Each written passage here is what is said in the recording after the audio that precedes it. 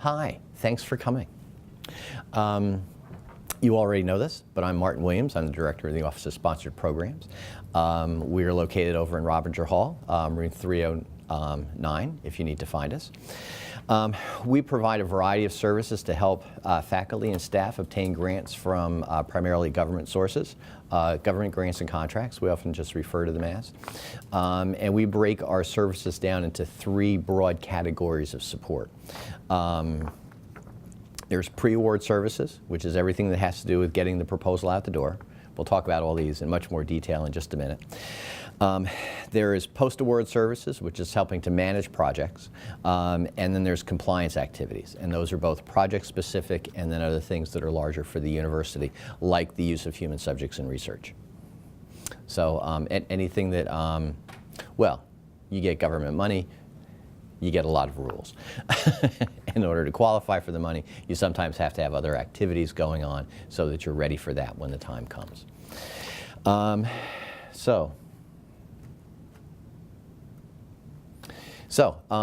Pre-award services, basically idea and proposal development. Working with you to help flesh out your idea, to organize it, to position it, to work with you in assessing your readiness and trying to assess your strategies for finding funding and approaching the search for the right funding opportunity. Does this university have any federal funding? Oh yes, we have quite a bit. How about NIH? Yes, we have an NIH award right now. We've had 4 or 5 in the past. We've never had more than 1 active at a time. My goal, have more than 1 active at a time.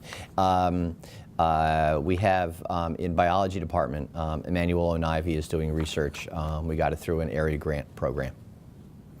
And that's where we have traditionally gotten funding before. But yes, we have funding. I can scoot ahead. We have funding from all sorts of people. National Institutes of Health, National Science Foundation. Let's see, who else is there? The U.S. Department of Justice. We found out we have money from the National Endowment for the Arts. We found out this week we received awards from both the National Endowment for the Humanities and the Institute for Museum and Library Services. But then we also have a lot of state money as well. We usually have funding from the New Jersey Department of Education, but we don't right now. But we do have money from the New Jersey Department of Mental Health and Addiction Services. We have funding from the New Jersey Highway Traffic and Safety Administration. New Jersey State Council on the Arts, New Jersey Council for the Humanities, New Jersey Historical Commission. We have funding from all sorts of different agencies. Okay? So what are you interested in obtaining funding for? Work in the schools. Okay. Okay. The counseling project that we had talked about before. Okay. Okay. Well, something like that, we would be able to look. Yes, the National Institutes of Health is a correct place to look, but there's also education funding as well. The U.S. Department of Education has a large, what we would call investigator-initiated research area, very similar to the National Institutes of Health. Where IES falls? Yes, that's exactly it. That's exactly it. There's too many divisions at too many different agencies, though I don't always remember them offhand. I can identify, you know, if somebody throws out the acronym for one of the institutes, but they don't always come to mind. Sure. So what are you interested in? So I'm familiar obviously with the kind of big names, National Institute of Health and NSF, but those are extremely competitive and really hard to obtain funding, It can be very competitive. So, I'm generally more interested in what kinds of kind of smaller grants that are possible for research that may have to do with public policy or related to health maybe, but kind of more, I do more basic research in psychology, so I'm a social psychologist. Okay. That I can take some of my research in the area of health, self-regulation or self-control, or like I mentioned, public policy. So I'm kind of looking in those directions and seeing where money can be obtained, but Right. with maybe more smaller types of grants and not just the ones that are, that Well, everyone knows best. Right. So looking at smaller agencies is always a very good way to start. It builds your credibility, it builds your skill, it gives you an opportunity both to get a lot of the pilot work, a lot of the preliminary studies done while you were setting up a good track record to get better attention at the larger agencies. So we would look at professional associations. We would try to identify other nonprofit organizations that have funding for the topic that you're interested in. And those go by all sorts of different names. Some people group them, calling them charitable foundations. American Cancer Society, Leukemia Lymphoma Society, those kind of organizations.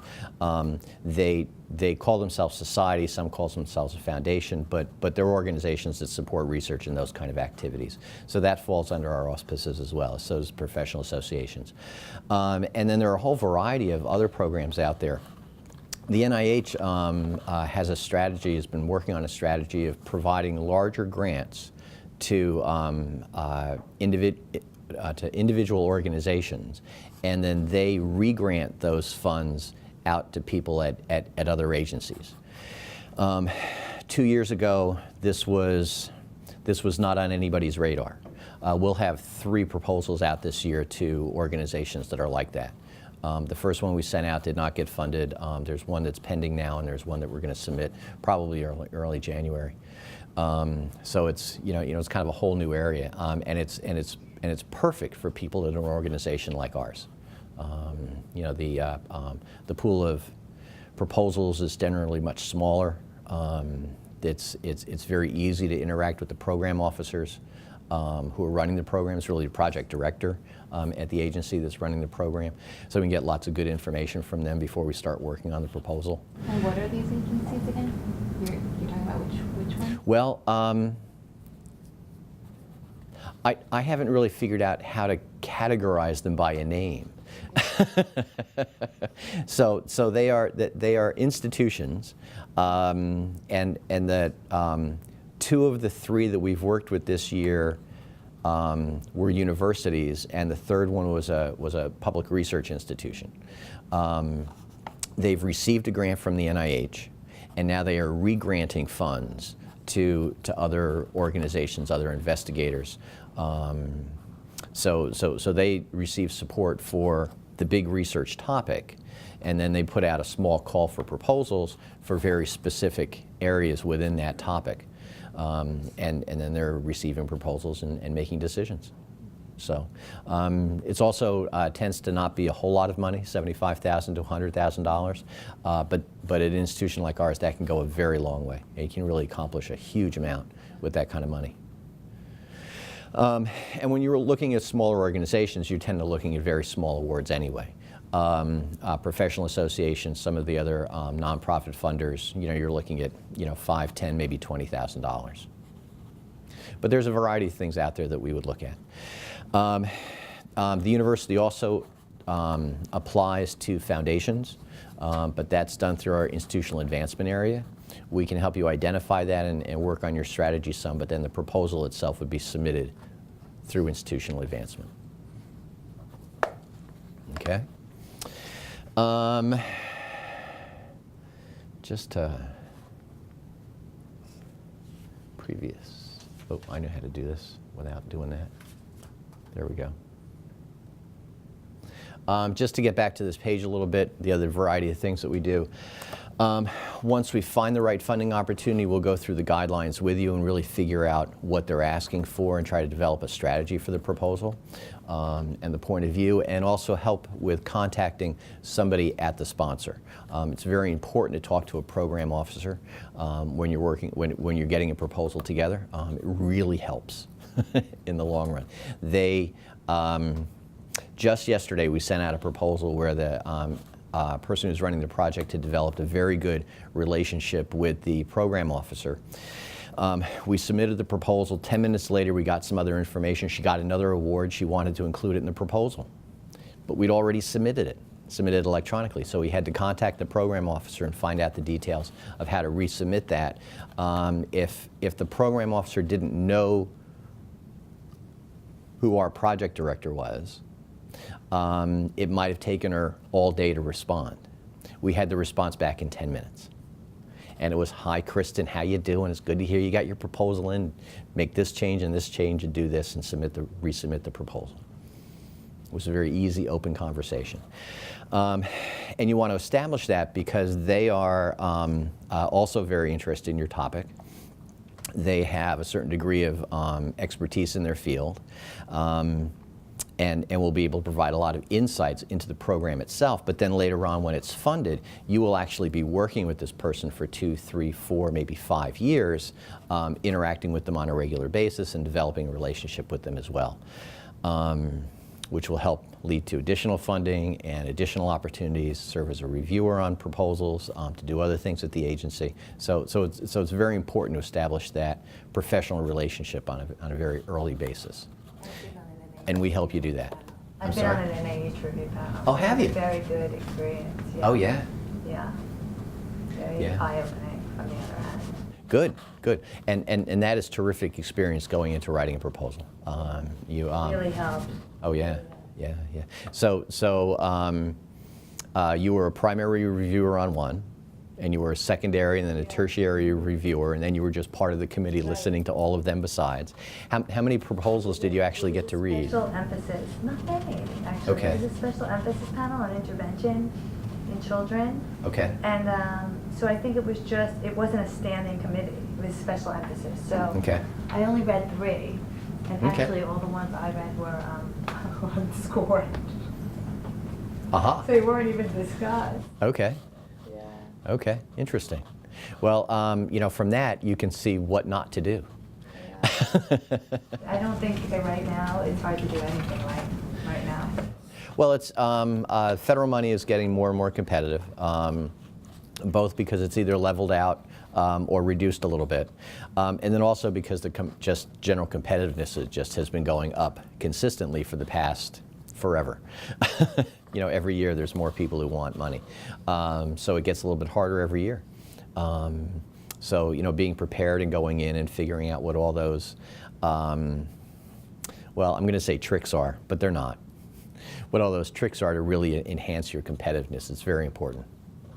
So, but we have success. We get awards. There is hope. So once we start working on your proposal, we've developed a writing strategy. You're really responsible for writing the bulk of the content of your proposal. We cannot be everybody's expert. We don't even try to be. However, we can help you with budget development and working on all the details of that, both coming up with the numbers for the budget as well as the detail explanation of what that is. When you start working on proposals, you'll understand that better. Every agency wants the numbers explained to them in a different way. So we've figured out how to do that, and we're working on that. We do provide some editorial support, reading your proposals, making sure they make sense from beginning to end, if they have enough detail, if there's anything missing. I know that when I write something and I write it and rewrite it, it's good for somebody else to look at it and say, what are all these extra articles and things in this sentence? I said, oh yeah, that was from my first draft and my second draft and my third draft. But yeah, let's go get those extra these and ands and uhs just out of the picture. Where do people get their statistical support from here? Management statistical support. Right. So you're talking about helping you work with your statistics after you collect your data? Or even just to write the parts of the proposal that talk about how the data will be managed and how it will be analyzed. Okay. We could go a couple different ways. We could find, the first thing I would do is I would look around campus for somebody who has that skill who would be able to help you. And not just the skill of working with statistics, but also the interest in working in your particular area. I look in the math department. There are a number of people actually in sociology who are very good with statistics and figuring all those things out. So we would look for that. It'd also be reasonable to look out of house. Find somebody, include them in the proposal. Does not have to be somebody internal. Other institutions, absolutely, absolutely. As we're looking at the funding opportunity and thinking about your readiness and the project that you want to do, one of the things we would talk about is, what are the gaps that you might need to bring in a consultant or to find a partner to work on. And that partner could be an individual, it could be another organization. I mean, it really depends on what it is that you want to accomplish. But here at the university for basic statistics, there are a variety of resources. We have a fact book that has information on our student population. Institutional Research and Assessment has information, and they can provide other information. We would connect you up and have you go over and really work out with them what your particular questions are, and they do their magic, and they would send you some data. So, a lot of resources for that. The university has a review process, and we coordinate that, getting it through and getting it approved by the university for submission. Yes, you are submitting the proposal, but in reality it's the William Patterson University submitting it to whoever it is, might be the NIH, for a project that you would be doing. Therefore, the university has to be engaged in that and sign off on it before it goes out. Who signs off on it here? You do? The provost. Everything goes up to the provost unless it specifically identifies that it needs to go to the president, and some do. Some do. So it comes through my office. It actually has a several layer sort of a thing. It starts with you and your department and your dean, and then it also goes over through our business services, our finance and accounting area, for them to check the math and make sure that the expenses we've asked for are appropriate ones for the university. And then it comes back to me, and then it goes to the provost's office for the final review. And after they've signed off on it, then Sponsored Programs essentially acts as their agent to make sure it's submitted, which is the last part, technical support for proposal submission. There are all sorts of electronic programs for submitting proposals now. There's grants.gov, there's FastLane, every agency seems to have their own thing. We've learned the details of all those programs. Or if it's something new, we then learn the details of a new program. And we take care of all those pieces to get your proposal in on time. Okay? So we break this up into our pre-award area really into three categories: the looking for funding opportunities, preparing proposals, and celebrating awards. I like the celebrating awards. Celebrating awards, we like that part too.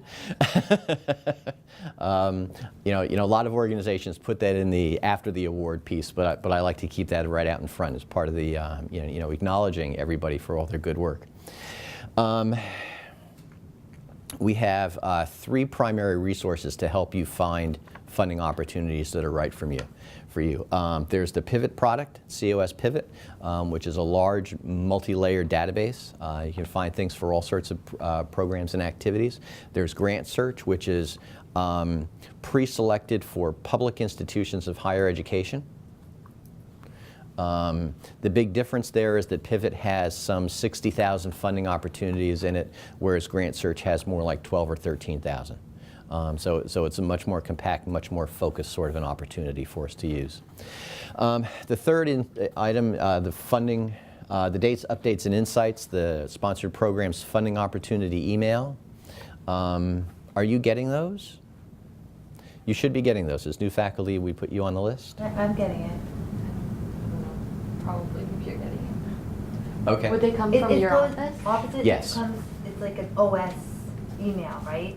OSP funding opportunities. And it has that in the subject line. Right, has that in subject line with the date, and then it has, it comes from Grants, which is our generic email account. And are those the ones that you would see in Pivot or Grant Search, those in the email? Those are in the email? Yes, but We get emails ourselves from lots of different agencies and from lots of different sources. The people who do grant search send us out emails twice a week.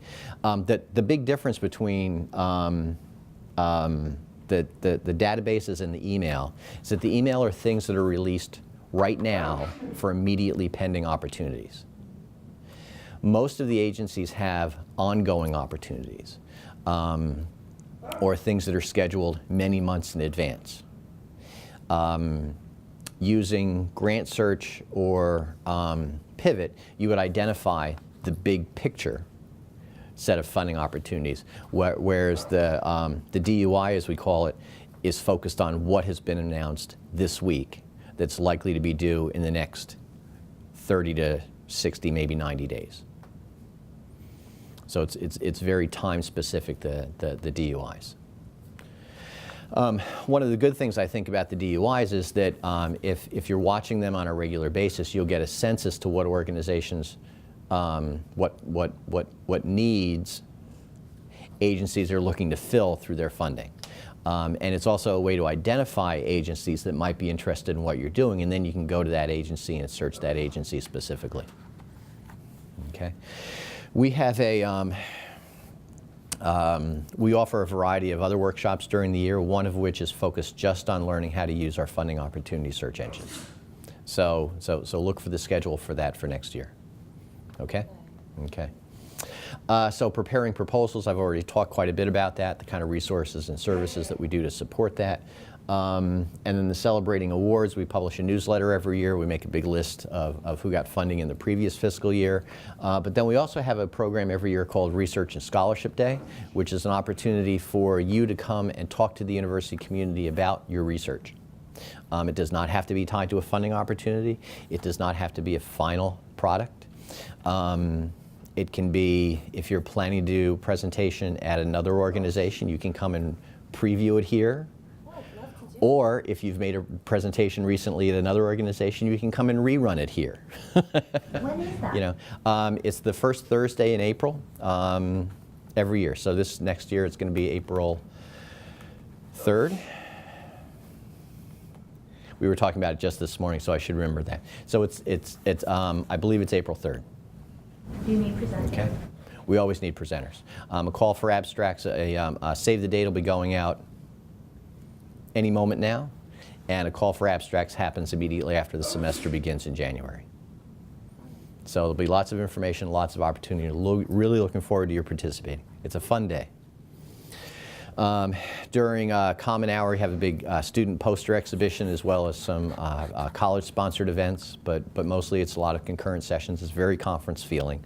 You know, it's concurrent sessions from about 10 in the morning till about 3 in the afternoon, after which we have a reception, which includes giving certificates to faculty who have received awards. So it's kind of a nice event. I've looked at this. So project management. So once you receive your funding, we have to make sure that the project goes well. Sponsored programs does all what we call all the non-financial support activities that you would need to make your project work. There are folks over in finance and accounting, finance and administration, business services unit, who helps with the day-to-day accounting aspects of your project. But we help with just about everything else. We actually cooperate in setting up your project, getting things organized. We provide services in interpreting the sponsor's regulations and resources. We provide mentoring for interacting with whoever you might need to interact with. HR, purchasing, deans, the provost's office, whatever kind of resources you need to support your project, we will help you make those connections and work those things through. We provide support with, ongoing support with the sponsor as well, especially if you need to make modifications in your project. It is not unusual at all. You know, proposal goes out, it's your best guess. To then be 6 months, 9 months into it, or even 2 years into a multi-year project, and say, well, you know, we thought we knew exactly how this was going to go, but it's not going there. So we might need to move money from one category to another. We might need to move, might need to change the activities that you're doing in one way or another, we would help submit that information and get the approvals from that from the sponsor. If there's any kind of collaboration that you're working with, if you're working with another organization, we might need a subaward. We would help organize that so that the money can flow easily from here to there and that they know what they need to do and it's all very clear and above board and legally organized. And then, projects end. So, reports need to be done. And every agency has a different concept of what reporting they're going to require. So we will help you sort that out and help you submit those reports. Okay. Down. So compliance issues. We've already interacted on IRB.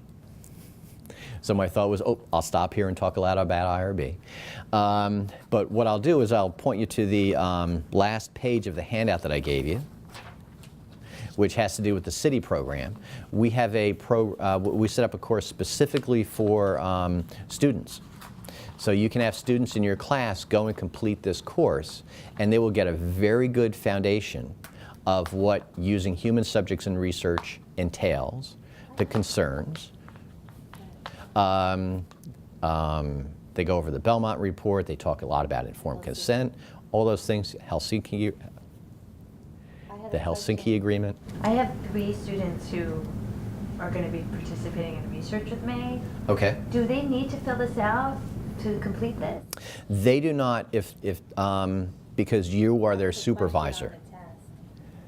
Yes, it is a question on the test, I know. I couldn't believe that they don't need to. I think that's why it's not registering with me. That's the first time I've heard that they don't need to. The way we approached it was that you as their supervisor, you as their mentor, you as their instructor are responsible for what they are doing.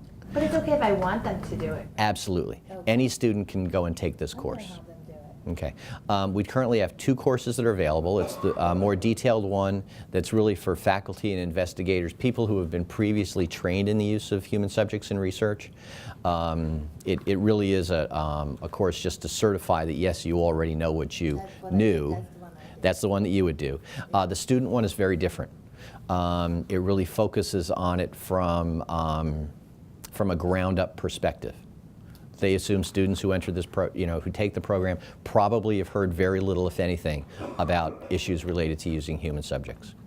And one of the things I like the best about it is that module also includes a segment on what they should think about if they've been asked to be engaged in research. So it's not just from an investigator point of view, but it's also from a subject's point of view. Okay? So yes, route all your students through that. Feel free. It's a good idea, right? It doesn't have students do it, whether it's required or not. The student I'm working with already, because he's in my research methods class, so I lectured on it. So That's already knows the Belmont report. That's different. But Right. still, it could be a good exercise. There's probably a lot that I didn't cover, so I don't know. There are faculty here who use that module as their way for covering the basics for human subject research. They use it as a way to reinforce what they've talked about in class or their other readings. They've used it for all different purposes. It's a very nice resource, and we're glad that we got it set up. I have one question Okay. I'm just not clear on. So you were so kind to take my proposal a month ago, but is there certain dates they have to be in by monthly? No. No, so it could be submitted Anytime. at any time. Right. That's amazing. The way we set it up is that we are. So William Patterson's research is almost entirely in the range of social behavioral research. There is very little of what I would call biomedical research going through the IRB. There is some, it's mostly coming out of kinesiology.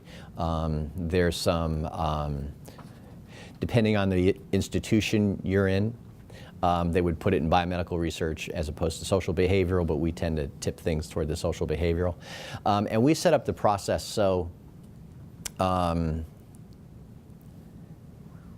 because there's very little biomedical research going on. Virtually everything we do falls into the federal exempt or expedited categories.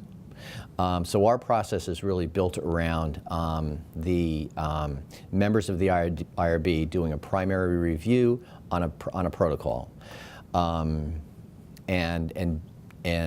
approving the protocol when that review has been completed. And then when the IRB gets together again on an irregular basis, we look at those protocols again and affirm or not affirm the decision that the original investigator or the original member of the IRB had made. We changed our process recently, so actually 2 members of the IRB look at every protocol before it's approved at that preliminary stage. So yes, we can move things through more quickly and a little bit more rationally, we think, than tying everything to a full committee review. So is there a separate process for expedited review for things that are not? No, it's just one big process. It's one big process, and after we get it, then we decide which category it would fall into. But essentially, we do everything for the expedited and exempted reviews exactly the same way. There are some things on the exempted list that we decided that we don't need to see at all. Pedagogical research in your own classroom, oral history, institutional research, those sort of things.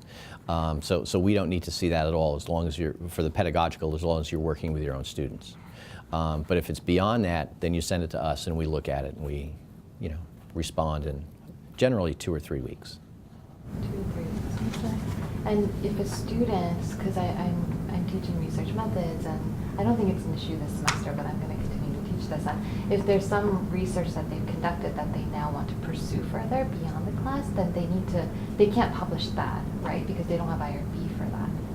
For instance, if they got excellent data for some topic that they could actually use in a lab with some professor, then they would need to then submit an IRB and then probably need to redo the study, or?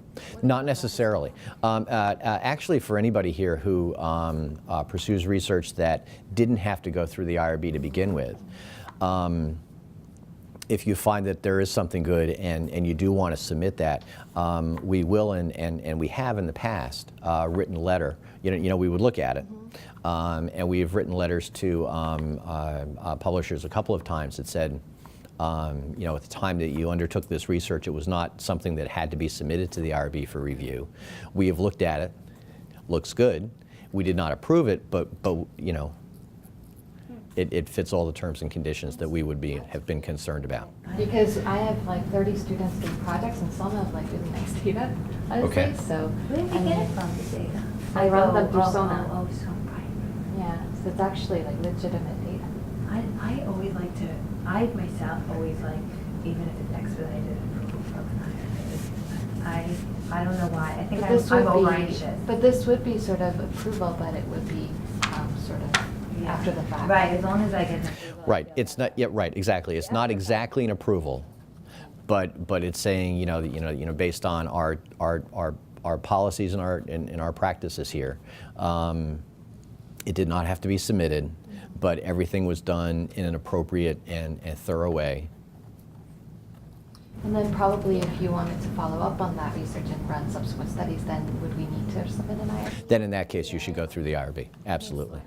Absolutely. I recently had something happen, maybe that's why I'm so sensitive now too, I ran a large study, at another university before I came here. Okay. And I recently had a parent in the community who wasn't even in my study, just around schools, who's just like, whatever, maybe I shouldn't say this. Request my grant application by FOIA from NIH. Huh. They said to me that it's very highly atypical. They have barely ever had this happen, like a handful of times. And Why was she interested? I don't want to say that. I don't want to. Okay. Because people are people, and sometimes they're unpredictable. But it's working itself out. Yeah.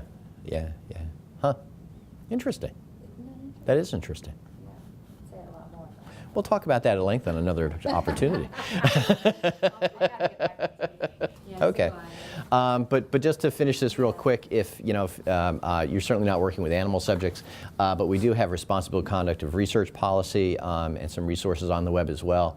Conflict of interest, that's something that we have to look at and think about with each proposal that goes out.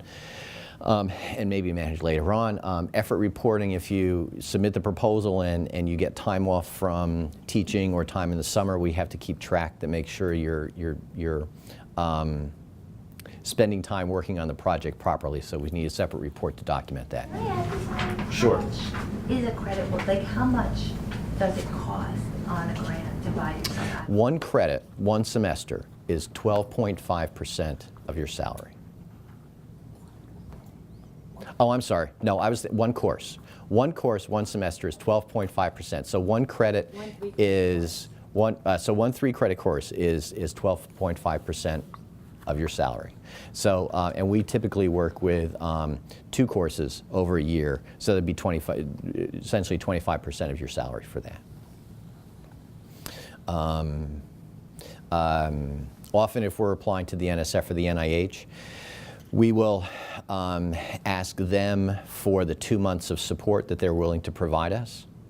And then the university usually matches with time off during the year. So you would get release time from teaching during the year to work on the research, and then you would get paid during the summer from the grant to work on your research as well. So we make it a big little package. Okay. That's a very common thing that we do. Okay? And then any other compliance things that might happen because of your award. It's not always predictable. That's about it. So I was going to say now, tell me about your research, but we've been talking about your research. So we'll find other opportunities later on to talk about that more, and we'll figure things out. I hope we get to work together. Yes, me too. Me too. Yeah. Okay. This was very helpful. Thank you so much. Oh, it's quite all right. Thanks for coming. I am so glad you came.